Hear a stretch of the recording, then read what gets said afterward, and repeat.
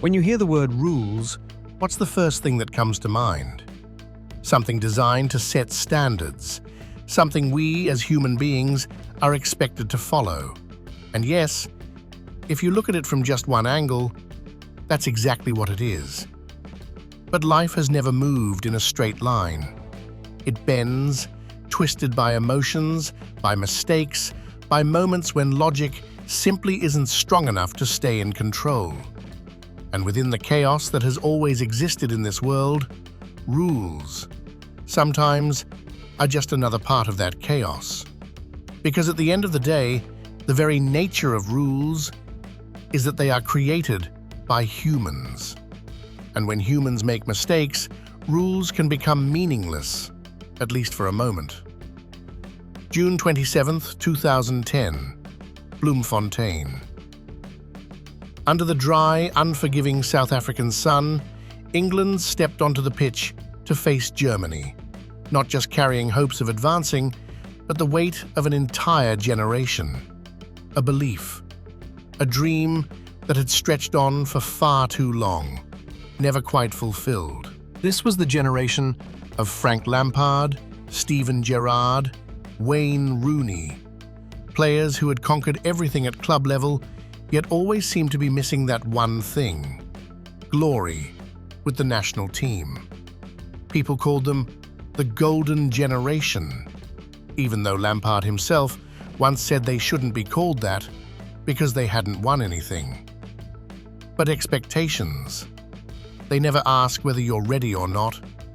And so they walked into that match, a game that wasn't just a round of 16 clash, but a collision between two histories, two memories, two entire footballing worlds.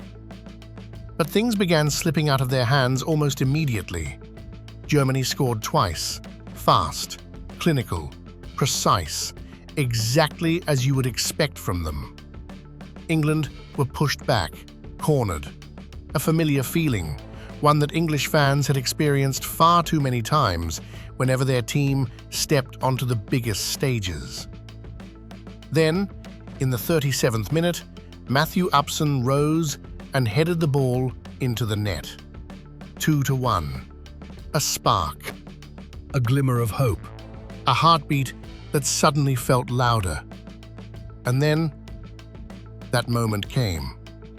The ball bounced just outside the box. It wasn't moving particularly fast, nothing complicated about it, but it found exactly the right person, Lampard, in the exact position he had stood in hundreds of times throughout his career. A moment where you don't think, you just feel. Lampard struck the ball. It wasn't a powerful shot, it was something else. Subtle, precise, down to the millimeter. The ball lifted, sailed over Manuel Neuer, struck the underside of the crossbar, and dropped down. And it dropped. Over the line. Not by a few centimeters, not a controversial, debatable call. It crossed the line. So clearly that from the stands, from television screens, from every possible angle, everyone could see it. In that instant, time seemed to stop. Lampard turned away, beginning to celebrate. England players raised their arms. Commentators screamed. The score should have been 2-2. But then, no whistle. No goal. Referee Jorge Larionda shook his head. Assistant Maurizio Espinosa gave nothing. No goal. And in that moment, it wasn't just a wrong decision that occurred. It was something else. Something that felt distorted. You could see it on the faces of the England players. It wasn't just shock. It was disbelief.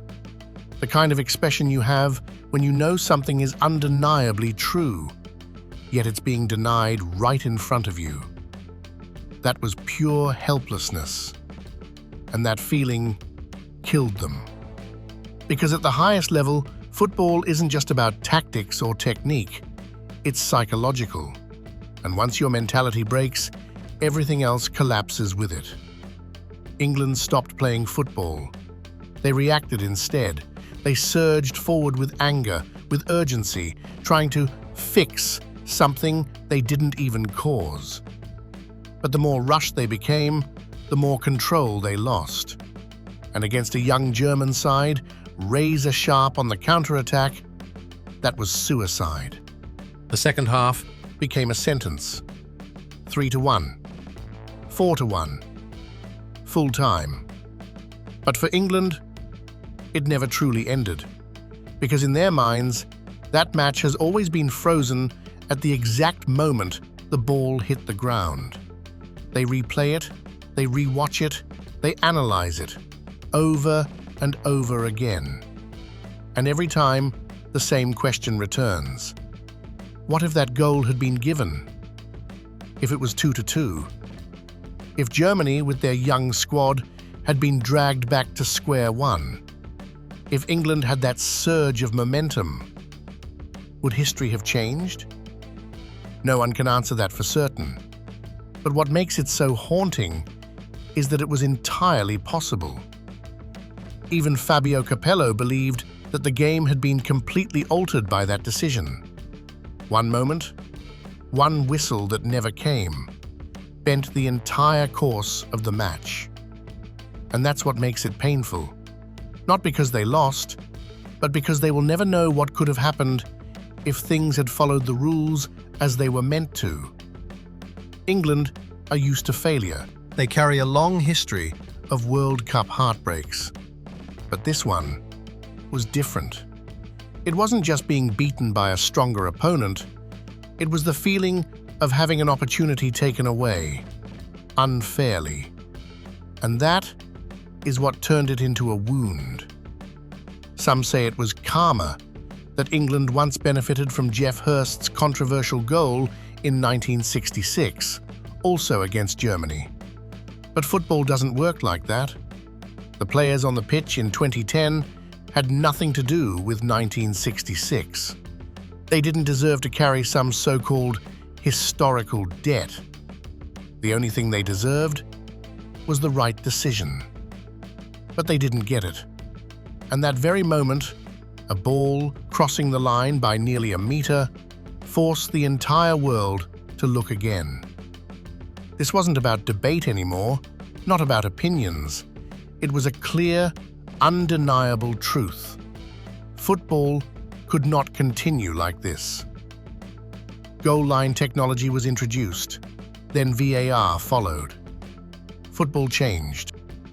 And ironically, the shot from Frank Lampard, the one that pushed that change forward, was one of the most obvious situations you could ever imagine.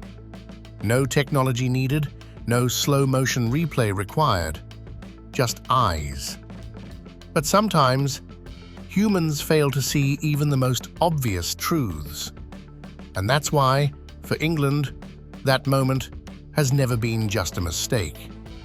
Because in football, there are goals that are written into history, but there are also goals that never exist on the scoreboard, never recognized, never recorded in any official statistic. And because of that, they are never truly closed. This wasn't just a memory. It became something else. A moment trapped in time. England don't just remember it, they are haunted by it. They remember the feeling of the ball hitting the bar, then dropping down. They remember the instant their hearts exploded with joy, only to be crushed immediately after.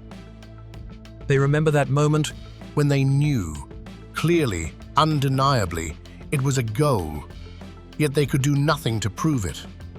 A kind of helplessness so cruel it lingers. Because the most painful thing isn't failure. It's knowing that everything could have been different, so different. And yet, you will never get to see that version of history. No second chances, no way to fix it, no answers. Only a single question, repeating itself over the years. What if that goal had counted? And that question, more than anything else, is what destroys people over time. Quietly, slowly, endlessly.